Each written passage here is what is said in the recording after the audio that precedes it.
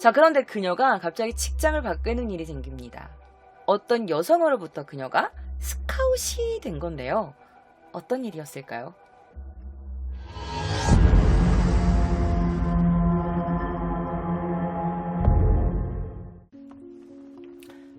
자, 그녀 같은 동일 인물입니다, 여러분들. 그런데 이때의 모습과 이때의 모습이 너무 다른 사람 같죠? 동일 인물입니다. 당시 20살 때에 토치기 온천에서 그 료칸 호텔에서 일했었을 때의 그녀와, 그리고 그녀가 다시 아키타로 돌아가요. 그녀의 고향으로 돌아가요. 그때의 모습입니다. 자, 다시 고향으로 돌아와서 처음에는 그냥 조금 작은 슈퍼에서 일을 했었대요. 그랬던 그녀에게 어떤 일이 벌어져요. 바로 어떤 그 술집에서 일하는, 그 스나크에서 일하는 여사장이 그녀에게 말을 건 거예요. 근데 일본에서는 여사장을 마마라고 부르거든요. 그래서 이 여사장 마마가 그녀에게 이런 말을 해요. 나랑 같이 일하지 않을래요? 자, 그 당시에 그 스나크에서 일했던 어떤 여성의 인터뷰가 있어요. 그러니까 그녀와 같이 일했던 여성이죠. 그 스나크에서 일했던 동료의 인터뷰를 한번 들어볼게요. 그녀는 어떻게 일을 하게 됐고, 뭐 이런 과정들 직접 들어보세요. 조금 크게 해서 보여드릴게요. 能代市内で飲食店スナックみたいなところです。うちのママがどうですかみたいな、働かないっていう風な感じ。目立ってはないんだけど一応背も高いし、今なんかテレビ見たらちょっと太っちゃったけど細くてなんか手足こう長い子で、まあ、使えるかなみたいな。 자막이 잘 안 보여가지고 여러분들 조금 답답하시죠? 제가 좀 크게 해서 좀 보여드렸는데 보이셨나요? 잘? 화면을 좀 크게 하고 보시면 보이실 겁니다. 자, 그녀는요, 처음에 이제 그 마마라는 그 여사장한테 말을 걸 스카웃을 당해서 같이 일해보지 않을래요? 라고 해서 같이 일을 하게 된 거예요. 당시에 그녀는 좀 키도 컸고, 그리고 손발도 좀 말랐고, 지금 텔레비에서 보면 조금 좀 통통해 보였는데, 그땐 좀 말랐거든요. 라고 말을 합니다. 스타일도 좀 좋았어. 자, 바로 그녀가 이 스나크에서 일했을 당시의 모습이라고 합니다. 뭐 일단 그게 겉모습은 나쁘지 않으니까 뭔가 옷만 잘 입어주면 괜찮겠다라고 생각했는데, 뭔가 이 스나크에서 일할 때도 이렇게 열심히 하는 스타일은 아니었던 것 같아요. 그냥 보시면 약간 지금 서 있고 그냥 뭐 이런 모습이잖아요. 자, 그럴 때 그녀가 이 스나크에서 일했을 때의 모습은 또 어땠을까요? 지금 같이 일했다던 그녀가 이렇게 그녀를 말합니다. いや全然笑わないし、ただタバコ吸って足組んで、接客が全くできなくて、お客さんともおしゃべりとかもできなくて、格好もみんなこうスーツとかなんだけど、一人だけなんか今もテレビによく着てるブラウス、わかります？黒のあれとか着て、まだ着てたんだみたいな。いつもこうやってカウンターの中に立たされて、でこうママとか女の子が一緒に盛り上がろうとするんだけど、全然ダメで、歌ったりとかするの？しない。いつも笑うのこの程度。一応髪セットしてる感じはしますよね、耳にかけて。これ切った後なので、これはアピールですよ。注目されたいっていう、みんなが着てくる洋服とかでも、すごい知ってるみたいな感じで、自分も似たような持ってるとか、いつもこう話に加わってこようとするんだけど、そこもダメで。 자, 그녀와 같이 일했던, 그녀를 스카우트했던 마마는 이렇게 말을 했대요. 私は人見る目に自信があったんだけど라고 말해. 이게 무슨 말이냐면은, 내가 사람 보는 눈은 좀 자신이 있었는데 라고 말해. 있었는데 점점점, 이 말 줄임표에서 좀 많은 게 느껴지죠. 내 틀렸네. 내 사람이 잘못 봤네 라는 뜻이에요. 맨날 그냥 앉아가지고 그냥 막 이런 막 담배 피고 다리 꼬고 앉아가지고 그냥 이렇게 있거나 그냥 웃는 정도, 이렇게 웃는 정도였다고 하고, 이렇게 열심히 하지도 않았고, 그죠? 그래서 뭐 옷을 막 예쁘게 입는다거나 그런 것도 아니에요. 제가 오늘 좀 크롭 브라우스, 검은색 브라우스 입고 왔잖아요. 그녀가 최대한 입은 비슷한 거. 그러니까 텔레비전에 나왔던 그 브라우스 보고 어머 저거 아직도 입네 라고 생각했대. 그냥 이런 거 입고 오고. 어쨌든 손님을 접객하는 일인데도 불구하고 그냥 그녀는 스타일이라던가 이런 거 신경 쓰지 않았대. 그리고 스나크니까 제가 가라오케 그 노래 부를 수 있는 거를 가라오케라고 하거든요, 일본에서는. 그래서 그럼 노래 같은 걸 불렀나요? 그러니까 그런 것도 안 했어요. 전혀. 그리고 우리 막 저랑 같이 먼저 들어왔던 사람들이나 막 사장님이랑 같이 야 분위기 좀 띄워보자 라면서 하려고 해도 그냥 같이 동조하지 않았고, 그리고 사람들이 막 그런 사람 있잖아요. 나 그 브랜드 아는데 나도 그거 비슷한 거 집에 있어 막 이런 거 알지? 왠지 약간 남들한테 주목받고 싶고 뭐 인정받고 싶고 내가 좀 뭔가 있는 애 같이 보이고 싶어하는 약간의 허세라고 하죠. 그런 거 있는 사람들 있잖아. 그렇게 했대. 그건 나도 있는데 이런 거. 그러니까 일도 열심히 하지 않으면서 그냥 약간의 잘난 척을 하는 그런 여자였다고 합니다. 자, 그런데요, 자기가 이렇게 옷을 예쁘게 입거나 그러지 않아도 남자들이 자꾸 말을 시킨단 말이야. 와가지고 너 보러 왔어 라든지 잘 지냈어? 오늘 술 한잔 좀 줘봐 라면서. 근데 그녀는 이런 사람들이 자기를 좋아해주고 사람들이 자기한테 관심 있어 하고 이런 거를 일생 겪어본 적이 없는 사람이었어. 누구한테 무시당하고 학대당하고 왕따당하고 괴롭힘만 받다가 사람들이 내가 아무런 노력을 하지 않았는데도 날 예뻐한단 말이야. 키도 크고 좀 마르고 약간 얼굴도 좀 반반했으니까 사람들이 막 좋아했나 봐. 그러니까 그녀가 바뀌어요. 어떻게? 약간 마녀 같은 느낌의 여성으로 바뀌어요. 자신의 이런 모습, 이런 매력들을 깨닫기 시작하면서 그녀는 굉장히 큰 변화를 겪게 됩니다. 자, 이게 당시에 그녀가 스나크에서 일했을 때의 모습이에요. 예뻐요. 예쁘죠? 좀 크게 해서 보여드릴게요. 예쁜 편이에요. 자, 그래서 그녀는 자신의 뭔가 이런 마력을 깨닫게 되면서 남자들 관계가 복잡해지기 시작했대요. 자, 같이 일하던 남자 종업원들, 일본에서는 그냥 보이라 그러거든. 보이? 약간 그런 웨이터 같은 사람들 있잖아. 보이라 그러는데 그런 남자들한테 오늘 끝나고 뭐해?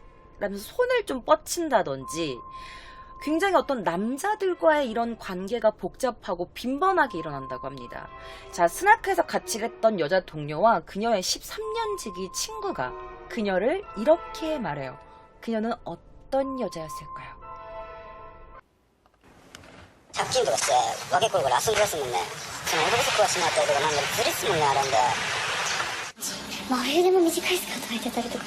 店のボーイさんとかにも手出してお客さんとかもうちょっと誘ったりとか。背が高くてスタイルが良くて、向かいの車は結構赤だったり黒だったり白だったり中身は見えないですけどもね。相手が違うということでしょう。多分違うと思うんですけども、男性のお友達は何人ぐらい？手帳に名前とかいろいろ書いてあったんですよね。56人とかって言ってませんでした？ 대박. 자, 그녀는요, 한겨울에도 짧은 미니스커트만 입었고 같이 일하던 남자에게도 마술을 뻗거나, 그리고 그녀가 일이 끝나면 뭐 하얀 차나 검은 차가 왔어요 라고 13년지기 친구가 그렇게 말했고, 그녀의 수첩에는 56명의 남자 이름이 적혀 있었다고 해요. 자, 뿐만 아니라 맨 앞에 인터뷰에서는 그녀가 빚까지 내면서 유흥에 빠졌다고 합니다. 그러니까 이런 거야. 여러분들 그런 얘기, 제 예전에 그 어떤 아이 학대했던 엄마 얘기 들어보면 엄마가 모든 돈을 유흥에 쓰는 거야. 그냥 뭐 호스트바 가거나 막 그런 거잖아. 뭐 그런 말잖아. 되게 막 다른 술집에서 일하던 어떤 언니들이 자기가 스트레스 받은 걸 뭐 호스트바나 이런 데 가서 돈을 막 펑펑 쓰면서 푼다. 약간 이런 얘기 들어보신 적 있으시죠? 그런 식으로 빚까지 내서 그녀가 막 놀고 남자들을 유혹하고 남자한테 인기가 그렇게 들끓었대요. 자, 그런데 더 놀라운 사실이 있습니다. 그녀는 이런 인기를 즐기기만 한 게 아니에요. 그녀가 체포된 후에 그녀는 이런 말을 합니다. 저 매춘했어요. 라면서 법원에서 말을 했대요. 그걸 인정한 거죠. 자, 그녀는 사실 이렇게 소문으로 이해하면 그녀가 직접 언급하진 않았지만 고등학교 시절부터 사실 그런 법적으로 불법인 매춘 활동을 하고 있었다고 합니다. 그래서 그 동네도 소문이 굉장히 파다했대. 그리고 남자가 말을 시키거나 난 놀래? 라고 뭔가 초대를 받거나 그러면 그녀는 바로 그 남자와 관계를 가졌다고 합니다. 그래서 그녀의 별명이 있었는데요. 그녀의 별명이 뭐였냐면 시리가르라는 별명이 있었대요. 그게 뭐냐면 엉덩이가 가벼운 이란 뜻이거든요. 야, 쟤 굉장히 가벼운 애야. 쟤 엉덩이 완전 되게 싸. 막 이러면서 그 정도로 굉장히 유명했다고 해요. 자, 불우한 가정생활과 학교생활 그런 게 지속되다가 고등학교 졸업 후에 일을 했지만 별로 재미가 없었는데 남자랑 뭔가 만나게 되는 스나크에서 일을 하게 되면서 자신의 인기를 깨닫고 뭔가 왕따에서 벗어나서 누군가에게 인정받는다고 느꼈었나 봐요.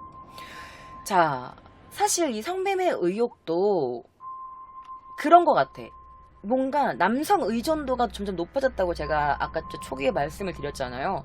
어떤 남자가 나를 돈을 주고 샀지만 내가 니들이 날 돈을 주고 살 만큼 내가 그만큼 가치 있는 여자라고 생각했을지도 모를 것 같아. 그냥 나쁜 짓이라기보다는 누군가가 나를 돈을 주고 산 거니까 그만큼 내가 가치 있는 여자, 가치 있는 사람이라고 생각했을지도 모른다는 생각이 듭니다.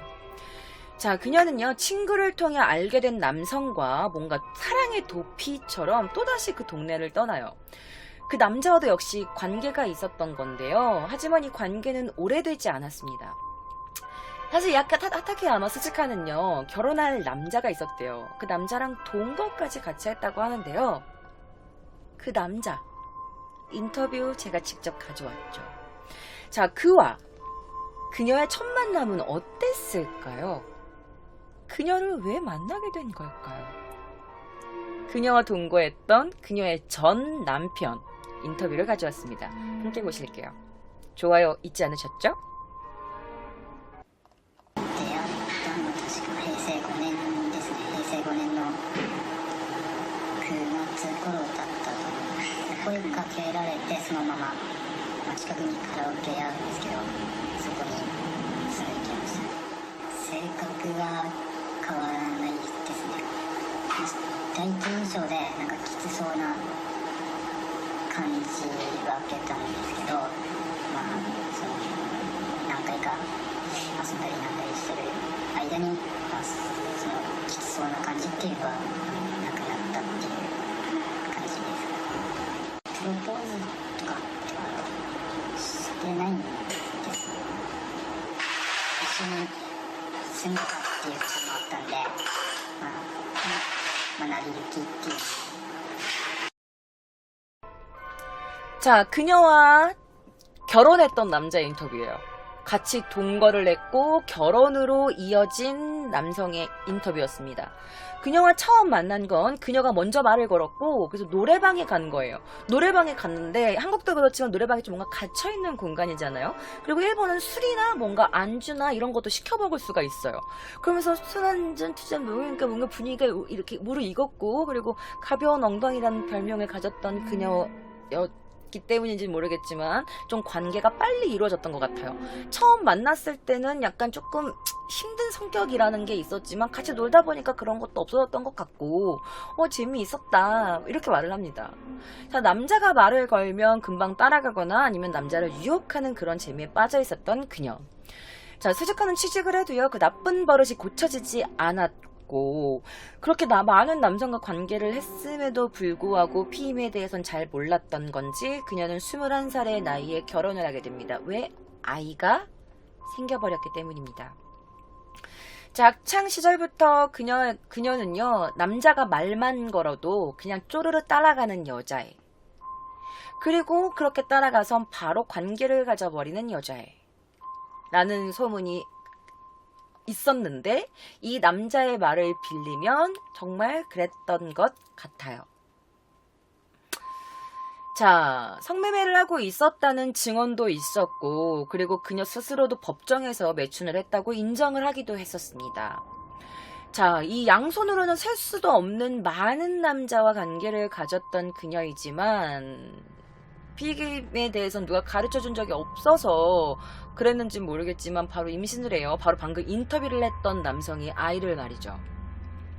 자, 그녀가 당시 임신했을 때 그녀가 자주 가던 그런 게임센터 같은 데가 있었는데 그 사장님이 그녀의 모습을 봤어요. 근데 그녀가 그 남편이 될 사람과 당시 동거했던 이 남자와 같이 있었는데 그녀의 행동이 조금 이상했어요. 어떤 행동이었을까요? 男の方と見られてお腹もちょっと大きいかなと思ったんでそのことは聞きましたね。できてしまったったよっていう感じで恋のこれのってその旦那さんがこう顎でこれのって産むのかなと思って産まないでもらいたいっていうのは正直な感想だね。 자, 여러 명의 남자와 육체 관계를 가졌기도 했고 그러다가 어떤 남자와 동거를 하게 됐고 그 남자와 아이가 생겼어요. 자주 가던 게임센터 사장한테 사장이 그걸 보고 너 배가 왜 이렇게 나왔어 그랬더니 얘 이거 가졌어요 이렇게 하면서 그 남편이 될 사람의 남자를 이렇게 턱으로 가르치면서 고래라고 말을 해요. 그러니까 영어로 하면 디스죠. 디스 이즈 할 때 그 디스인데 얘 그거 생겨버렸어요 라고 말을 했대요. 그래도 자신의 아이인데 어떻게 그거라는 표현을 했을까요? 자, 그렇게 이 남성과 아이가 생겼고 그녀는 자기가 다니고 있던 그 스나크를 3, 4개월 만에 바로 그만둘 수밖에 없었어요. 그러니까 그게 잘린 거죠. 스나크에서 잘리고 그 이후에 방금 여러분들께서 보셨던 그 인터뷰했던 그 남성과 정식으로 결혼을 합니다. 그러니까 혼인신고를 한 거죠. 그리고 1997년도에 바로 아야카짱을 출산하게 됩니다. 자, 하지만 그녀의 행복한 생활은 그리 길지 않았어요. 남편의 말로는 처음에는 그냥 행복했다고 해요. 왜냐면 그에게도 태어나서 처음 자신의 아이였고, 그리고 그녀도 부인도 처음이었고, 처음에는 그냥 좀 즐거운 생활이었대요. 그러면 이 스즈카는 아이를 낳았을 때 기뻐했을까요? 그들의 결혼 생활은 어땠을까요? その頃は楽しかったと思います。給料はもうアフトのフードも切らないでそのまま全部渡してました。普通に喜んでます。結婚まめにミルクやったり娘と2回行ったりしてたんで生まれた時は初めての子供だったんで、自分はとても嬉しかったです。 鈴鹿容疑者のその時の反応っていうのはどうでした？喜んでたとは思うんですけど、そんなにまだ大喜びっていうわけでも。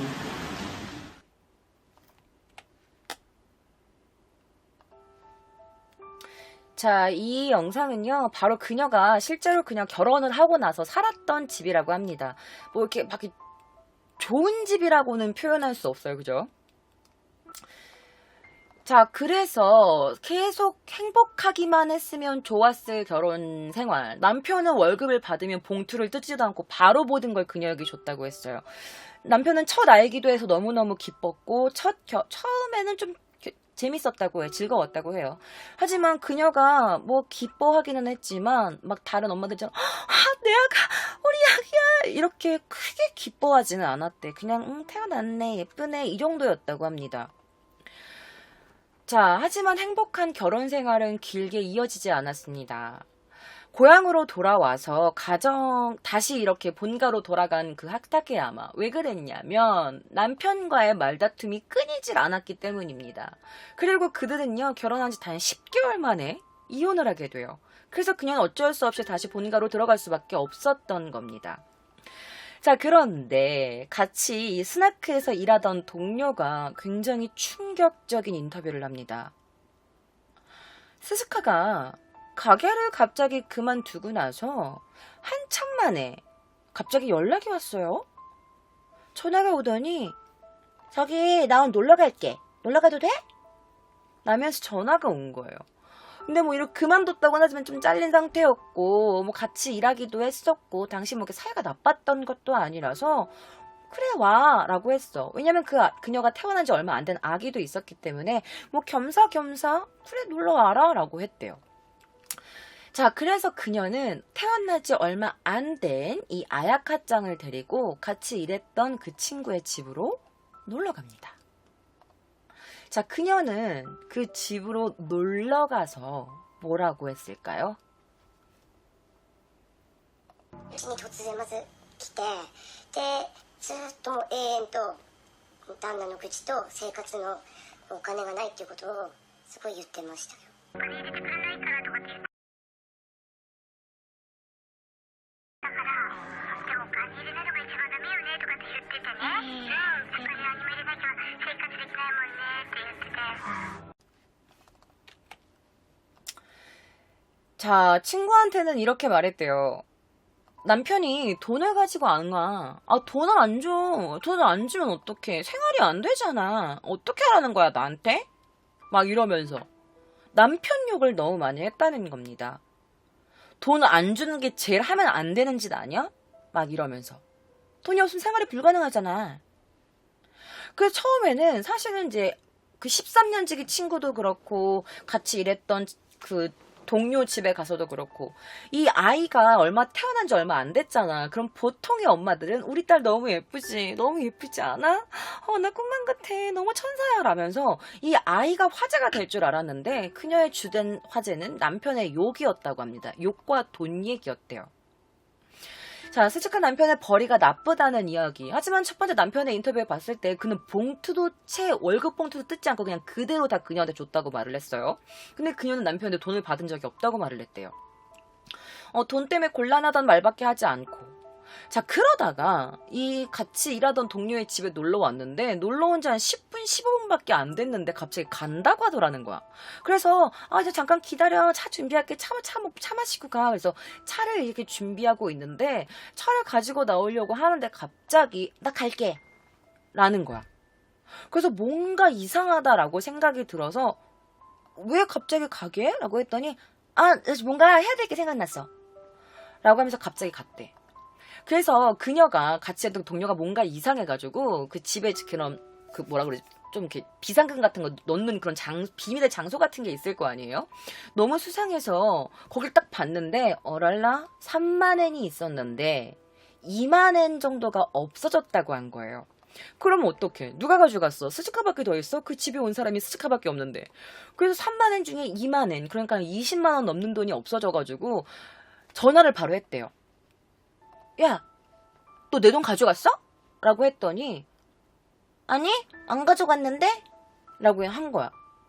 처음엔 돈을 절대 가져가지 않았다고 말을 했다고 합니다. 그래서 야, 너 진짜 안 훔쳤어? 나 안 훔쳤어. 어떻게 나를 의심할 수 있어? 라고 했는데 이 동료가 머리를 써요. 뭐라고 했냐면 야, 미안한데 사실 우리 집에 CCTV 있어. 내가 혼자 사니까 혹시 몰라서 설치해놨던 건데 거기에 네가 찍혔을지도 모르는데 내가 지금 확인할까? 아니면 솔직하게 말할래? 라고 한 거야. 그랬더니 그때서야 그래 내가 좀 가져갔어. 라면서 뒤늦게 인정을 했다고 합니다. 자, 그래서 그녀는요 자신의 지인들과 함께 스즈카를 찾아가요. 그랬더니 이 어머니와 함께 현관 앞에 나와 있었다고 합니다. 자, 그러면서 내 돈 내놔 라고 했더니 또다시 엄마 앞에서는 내가 안 훔쳐갔다니까? 라면서 부정을 했대요. 그래서 이 친구 그녀가 네가 가져갔다고 나랑 통화해서 말했잖아. 너 경찰서 한번 신고해서 잡혀가 볼래? 라고 말을 했더니 그때서야 알았어 라면서 가져간 돈을 돌려줬다고 합니다. 하지만 돈은 돌려받았지만 미안하다 라는 사죄의 말은 한마디도 없었대요. 자, 그때 이렇게 돈을 또 훔쳐갔을 때 엄마는 옆에서 아무 말도 안 하고 그냥 이렇게 지켜만 보고 있었고 딸이 돈을 돌려주는 걸 그대로 보니까 아무런 터치를 안 한 거야. 그대로 또 방치를 한 거지. 그녀가 어렸을 때와 마찬가지로요. 자, 그렇지만 그녀가 돈을 또 이렇게 훔치고 약간 도벽이 이런 게 좀 있었어요. 그리고 그 도난 사건을 일으켰었을 때 그녀는 남편과 이혼한 상태였고 다시 스나크에서 일을 하지도 못해서 보험회사에서 일을 했다고 합니다. 자, 거기서 이제 OL이라고 하죠. 이제 그 격리 보는 그런 걸 하고 있었는데 여기서도 문제를 일으켜요. 격리를 하다가 갑자기 자기가 보험을 팔겠다고 세일즈를 하겠다고 해가지고 이제 세일즈 레이디가 된 겁니다. 자, 그런데 이 당시에 보험회사 동료들이 이렇게 말을 해요. 아, 그 여자요? 손님은 엄청나게 끌었죠. 엉덩이 접대로.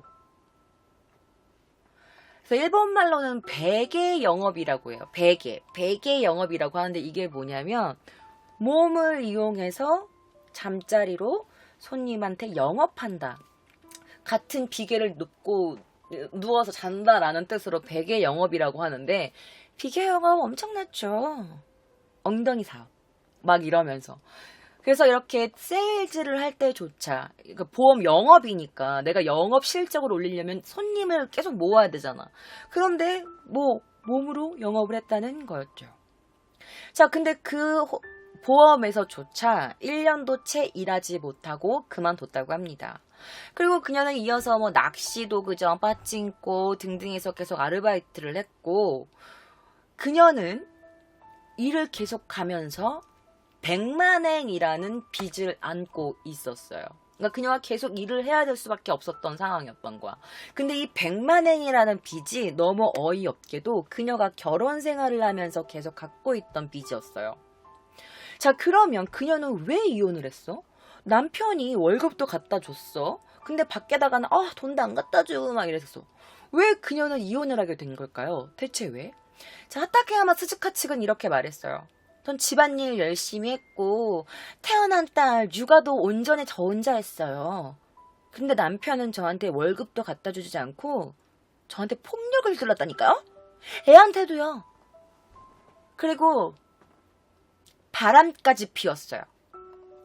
이게 그녀의 입장이고 남편의 입장은 이럽니다. 집안일을 전혀 하지 않았습니다. 집안이 너무 더러웠어요. 그리고 저한테는 한마디 말도 없이 큰 빚까지 있었고요. 라면서 서로 이혼한 이유를 다르게 말해요. 그래서 이렇게 서로 반박을 해왔고 사실은 부부 이루고 서로 누가 알겠어 이거 진상을. 그래서 이혼 사유는 아직까지 100% 정확하다라고 할 수는 없지만 다만 결혼을 하게 된 계기가 이 아이였잖아요. 어쨌든 간에. 그래서 그냥 서로 너무 절실하게 절절절절 사랑해서 하는 결혼도 아니었고 그렇기 때문에 서로 뭔가 노력이 필요했었을 법도 한데 그런 게 전혀 없었던 거죠. 자, 그래서 제가 백날 떠들어봐요. 여러분들이 믿으시겠어요? 그래서 그녀의 전 남편 이혼하게 된 이유가 뭔지 그녀의 결혼 생활하는 동안 그녀의 태도는 어땠는지 다 알려드릴게요. 함께 보시죠. 結婚生活はどうでしたか？家の中とかは散らかしっぱなしで片付けもしないで、仕事終わって帰ってきても、休まる家ではなかったですね。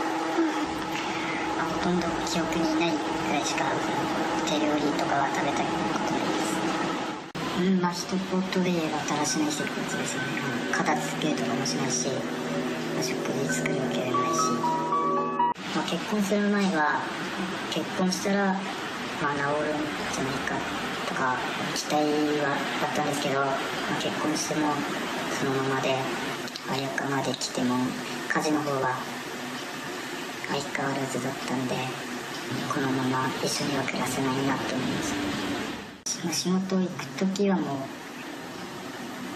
化粧とかも念入りにしてましたんで、見た目はかなり派手でした。同士で2回とか3回くらいなんですけど、遊びに行ったのを勘違いしてるみたいなんです。暴力振るわれたりはあったんですか？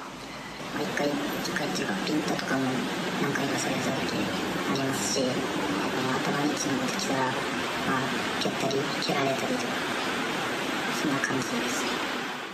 俺に一言もなく、勝手に作った借金だし、俺のその払う資金がないんじゃないかっていうことで半分ずつ50万払うっていうことで 집안일은 하지 않아서 너무나 지저분했고, 그리고 아이를 그렇게 보는 것도 아니었고, 월급은 복도 뜯진 않고 줬는데 돈은 도대체 어디다 쓰는지 모르겠고, 나한테 말 한마디 없이 큰 빚이 있었고, 바람 핀 것도 아니래요. 그냥 친구랑 같이 간다고, 놀러 간다고 말을 하고 갔는데도 그거를 그냥 바람 핀다고 오해했고, 폭력은 오히려 남편이 당했다고 합니다. 화가 나면 나를 발로 차거나 했다고 하죠.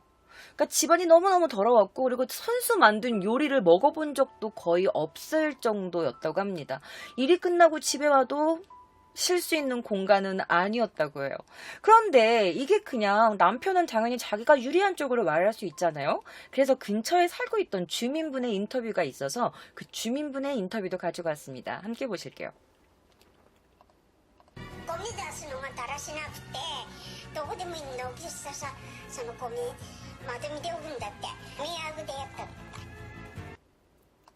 자, 주민들도 그렇게 말을 해요. 쓰레기 더미가 많았고 정돈 안 했고 항상 지저분한 공간이었다고 주민들이 이 정도로 말할 정도면 그녀의 가사 활동은 거의 없었다고 봐도 무방합니다. 남편의 약간 이야기에 좀 더 우리가 귀가 솔깃해지죠. 자, 그 이후에 스즈카의 주위에는요, 이런저런 남자들이 모여들기 시작합니다. 그녀가 일을 나갈 때도 굉장히 화장도 화려하게 했고, 청소, 그런 거 있잖아. 주변은 더러운데 자기 몸만 깨끗하고 자기 몸 치장에만 신경 쓰는 사람. 그런 여자였던 거야. 그런데 그녀가 일을 하면서도 이 남자에 관련된 사건이 끊임이 없었는데요. 아까 제가 초반에 보여드렸던 그 13년지기 친구가 이런 말을 했죠. 스즈카 주변에 몇 명 정도의 이성 친구들이 있었나요? 라고 했을 때 수첩인가 56명 정도의 친구가 있었어요. 써 있었어요. 라고 말을 했었어요. 그래서 경찰들이 이제 그녀의 좀 그런 어떤 사람이었는지 그런 걸 조사하기 위해 뭐 알리바이라던가 이런 걸 조사할 때 그녀의 약간 용지에 그 남자들한테 다 일일이 전화를 한 거예요. 그 중에 일본의 한 프로그램에서 이 수첩에 써있던 남성과 인터뷰한 게 있었던 거예요. 그래서 그녀의 수첩에 있었던 그 남자와의 인터뷰 영상도 제가 갖고 왔습니다. 그 남성은 어떤 말을 했을까요? 警察の話とかしてました？いや、携帯の方さ、ほら、俺の番号置いてあったから、はい。そういうきっかけで知り合ったっていうやつ気がいて。だって一回付き合ってくれて言われて、それで俺はそのまま断ったったいね。 자, 경찰에게 이런 말을 들었대요. 그녀와 무슨 사이셨죠? 아무 사이 아니었는데요. 근데 갑자기 그녀한테 연락이 왔어요. 사귀자고 연락이 왔대요. 그래서 그 남자는 그 자리에서 바로 거절을 했다고 합니다. 대체 그녀는 왜 남편도 있었고 아이도 있었는데 왜 갑자기 이 남자에게 전화를 해서 나랑 사귀자, 스키야테 그래야, 아니면 뭐 같이 나랑 놀자, 약간 이런 식으로 연락을 했던 걸까요? 자, 그래서 이 사건에 대해서 처음부터 약간 조금 자세하게 취재를 했던 한 리포터가 있었습니다. 어떤 리포터였냐면 바로 이 남성이었어요. 자, 그의 이름은요, 아베라는 리포터입니다.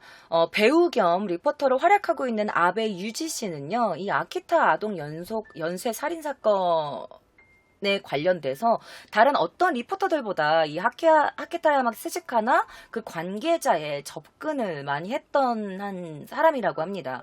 그래서 이 아베 유지 씨가 처음에 하타케야마 스즈카를 접속했을 때 인터뷰하기 위해서, 그래서 이제 그런 것들을 이제 인터뷰하려면 자주 만날 수밖에 없잖아요. 그녀의 주변이라던가 그녀를 만나서 처음 했을 때 아야카가 실종됐다, 아야카가 죽었다라고 났을 때부터 그녀를 계속 인터뷰했던 리포터였는데요.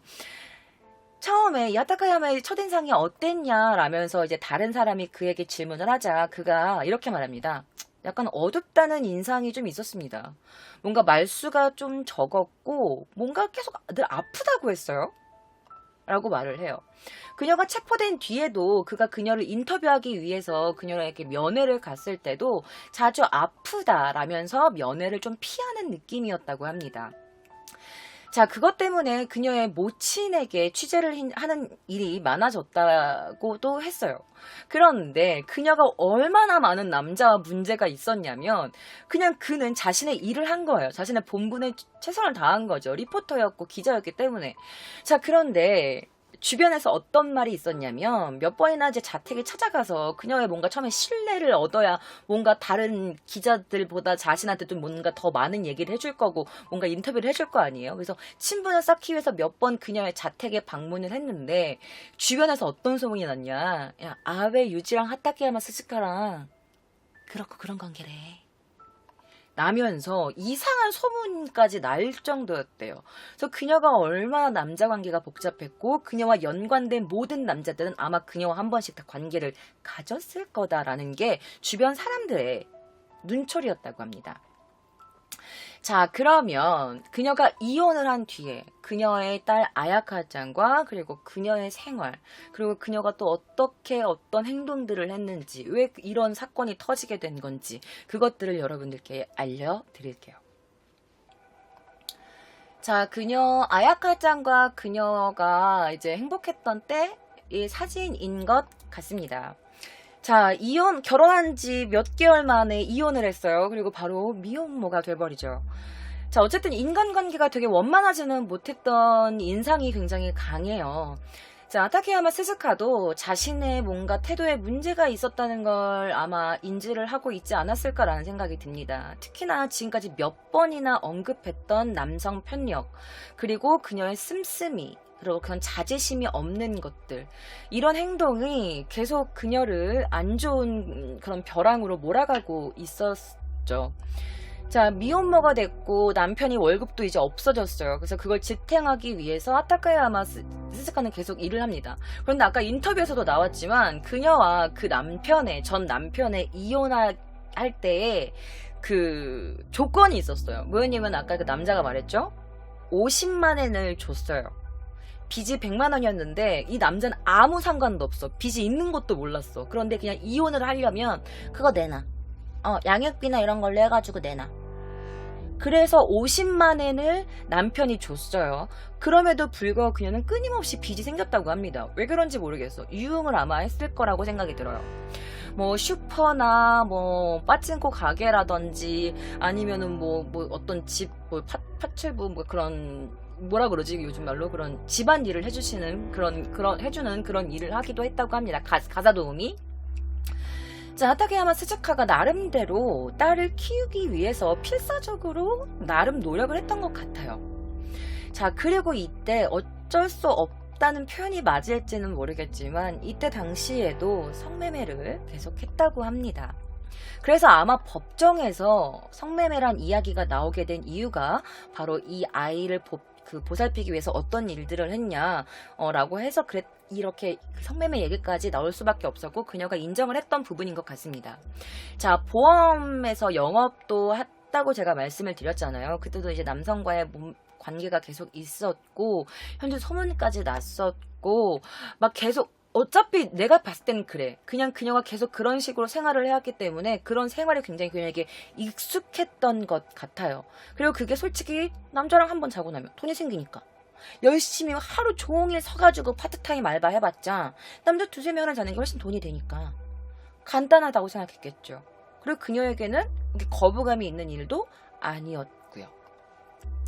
어쨌든 아이를 키우기 위해서 열심히 나름대로 일을 했던 스즈카였지만 그 스트레스를 어떻게 풀었겠어. 그러니까 유흥에 빠질 수밖에 없었던 겁니다. 그래서 돈을 버는 족족 빚을 갚는 게 아니라 유흥가에 쓰면서 빚은 더 늘어갈 수밖에 없었던 거죠. 그러니까 악의 메비우스 띈 거예요. 자, 그러면서 유흥에만 빠지다가 그녀가 또 건드려서는 안 되는 걸 건듭니다. 바로 도박에 빠지게 되죠. 자, 스즈카를 옛날부터 알고 있었던 A라는 남성이 있습니다. 그래서 이 A라는 남성이 스즈카와 함께 그리고 그녀의 딸 아야카짱과 함께 어떤 선술집에 갔대요. 그러면서 그런 이야기를 하게 됩니다. 당시 이제 그녀가 젊었을 때 모습이죠. 어떤 선술집에서 같이 뭐 이렇게 친했어요 라면서 그 남성이 보내준 사진인지는 모르겠어요. 어쨌든 다른 사람들의 얼굴을 모자이크를 해서 가지고 왔습니다. 사실 스즈카는요, 술이 좀 약했대요. 그래서, 뭐, 추아이라고 여러분 아세요? 추아이? 그 한국에서도 팔잖아요. 그 약간 과일맛 나는 그런 술인데, 알코올 도수가 좀 거의 없어요. 몇 도 안 되는데. 근데 이 아야카짱이 이렇게 말을 했대요. 그녀의 딸이, 엄마는 맨날 술 못하는데 맨날 많이 마셔요. 우리 엄마는 3잔만 먹으면 취해요. 라고 말을 했대요. 딸이. 그러니까 엄마가 음주를 하고 있는 모습을 이 아야카짱은 계속해서 봐왔던 거예요. 술자리에서는 굉장히 사실 은근히 술이 약해가지고 한두 잔 마시면 잠이 들 정도였다고 합니다. 어쨌든 스즈카의 이런 생활은요, 유지가 되지 않았어요. 돈을 못 버니까. 그래서 2003년도에 자기 파산 신청을 합니다. 그래서 나라에서 주는 돈, 생활보호비를 받게 되면서 굉장히 좀 가난한 극빈 생활로 돌입하게 되죠. 집세, 뭐 광열비, 관리비 이런 거는 거의 계속 밀린 상태였고요. 딸인 아야카는요, 컵라면만으로 계속 생활을 먹을 수밖에 없는 게 지속된 거야. 그럼 여러분 어떻게? 전기세나 물세를 안 나면 여러분들 일본은 짤 없어요. 그냥 바로 끊어버려요. 그럼 어떻게? 물도 안 나오면 어떻게? 컵라면도 물을 넣어서 먹을 수가 없어. 수돗물을 넣었는데 수돗물을 그냥 먹어? 컵라면 먹으려면 뜨거운 물이 있어야 되잖아. 뜨거운 물이 있으면 뭐가 있어야 돼? 커피포트나 뭔가 물을 데울 만한 게 있어야 되는데 전기도 끊기면 데울 수도 없어. 그래서 이 아야카짱은 그냥 그 컵라면, 생라면을 그냥 이렇게 먹고 다니기도 했대요. 제가 거짓말 같다고요? 그래서 그 주변 사람들의 증언을 가지고 왔습니다. 그녀가 아이에게 어떻게 했는지 지금부터 여러분들께 들려드릴 인터뷰를 보면 아마 경악을 금치 못하실 겁니다. 함께 보실게요. おむつはもう汚れてて買えないのって言ってもなんかうんって言ってで私が変えたんです。お尻とかもこう真っ赤になってて見た目がかわいそうな赤ちゃんっていう感じも着るものも伸び伸びで可愛くてはいないみたいなんですよ。あまり子供が好きじゃなくて口よりも手が早いみたいな何が進むポンってこう手が出るんだそうですよ。お母さんもあんまり自分の子を世話しないのは有名であったから男の人が来るとやっぱ外に出してなんかお金持たせて、ちょっと遊んできなさいみたいな感じでカップラーメンだけ味が出るってそしてカップラーメンもやお湯が吐きにしてで生のまま感じてるしみんな本当に子供好きではないんですよね。うるさくてって段ボールに入れてこれ閉めてっていうからやめなーって死んじゃうよって言った時はあったんですよ。 자, 여러분들 인터뷰를 보시고 어떤 생각이 드셨나요? 너무 끔찍하죠. 아이가 그냥 컵라면에 들어있는 그 라면을 생라면을 뜯어먹기도 했었고 같이 스나크에서 일했던 동료 갑자기 자기 집에 놀러왔다고 했잖아요. 아이의 기저귀를 보니까 기저귀가 이미 다 젖어 있었대. 보니까 아이의 엉덩이가 이미 좀 빨갛게 달아올라 있었고 아이의 옷도 그냥 되게 어릴 때 베네 쪼고리 같은 너덜너덜한 그런 베네 쪼고리 같은 걸 입고 있었다고 합니다.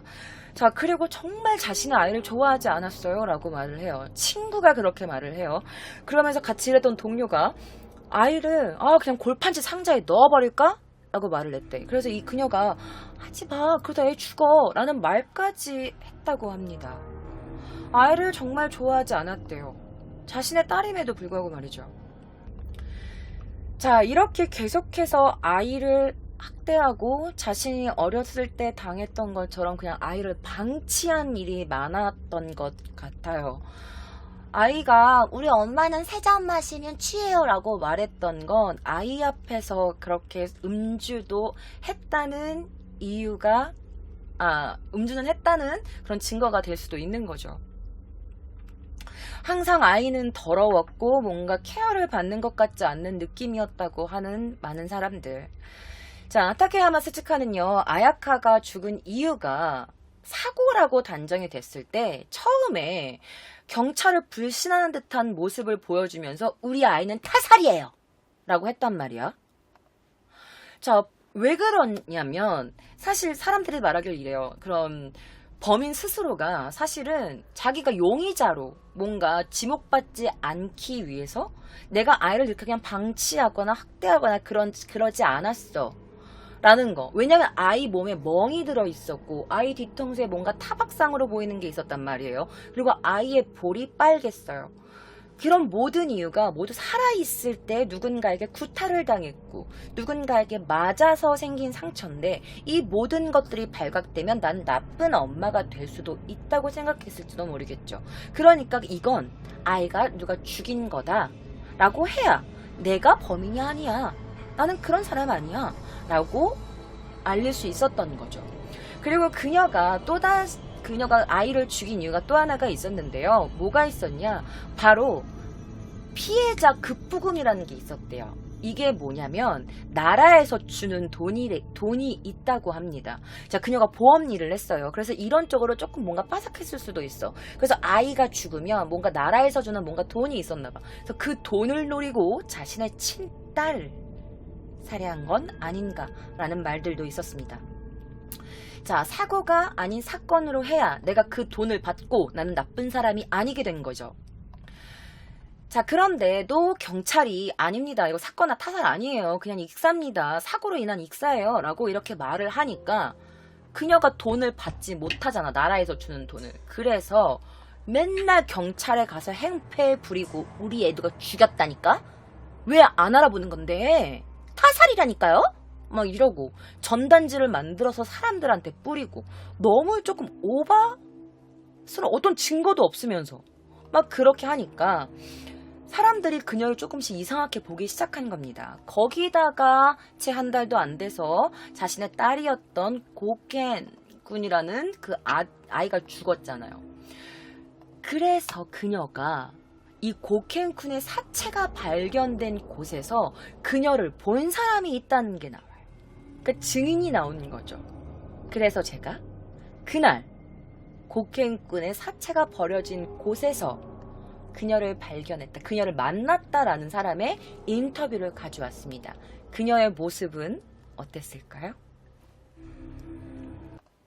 5月17日に鈴鹿容疑者は保護者とね、店に入ってきたの。保護者入ってここにいたんだって。そう取れるがってすぐ入ったんだろうな。こっち今度飯テル読んだよって冷静な感じでこう言ってその人さからまとめにな慌てるだ様子も苦た。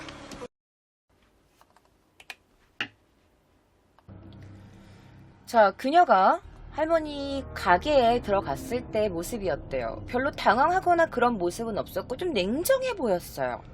그래서 저기 들어갈 수 있어 라고 해서 할머니가 아니 거기 지금 통행금지대로 막아놨어 라고 했더니 네 그랬다는 거죠.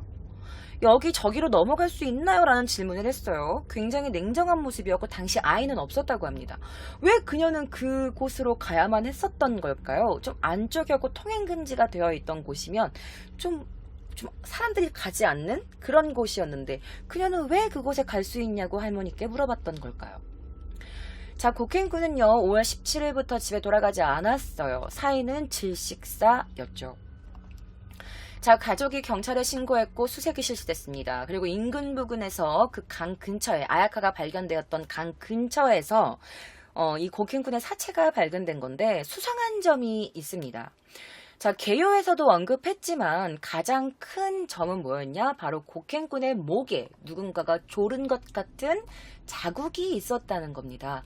자, 해부를 했을 때도 목졸림에 의한 질식사라고 되어 있었고 그러니까 당연히 이건 타살인 거죠. 그래서 사건이 점점 커지게 된 겁니다. 또한 살인사건으로 인해서 이 하타케야마 아야카의 사건도 다시 주목을 받게 된 거예요. 왜? 같은 동네에서 친구였던 아이가 한 달도 채 안 돼서 2명이나 죽어버렸으니까 당연히 아야카의 사건도 주목이 될 수밖에 없었던 거죠. 아동 연쇄살인 아니야? 라는 그 동네에 살고 있는 사람, 나 갑자기 왜 이렇게 소름 끼쳐? 동네에 살고 있는 사람들의 불안감이 커졌기 때문입니다. 자, 그래서 이 고켄군과 아야카의 그 사이가 좋았고 친구였는데 거기다가 이제 이 스즈카가 엄청 나댔잖아. 막 여기저기 가면서 막 나댔잖아요. 그래서 이제 사람들이 그녀를 인터뷰하려고 막 찾아오기 시작합니다. 자, 당시 요네야마 고켄군의 나이가 7살이었고요. 그녀의 딸 하타케야마 아야카짱은요 9살이었어요.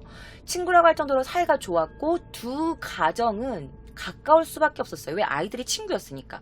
같은 동네에 살았고 이웃이었죠.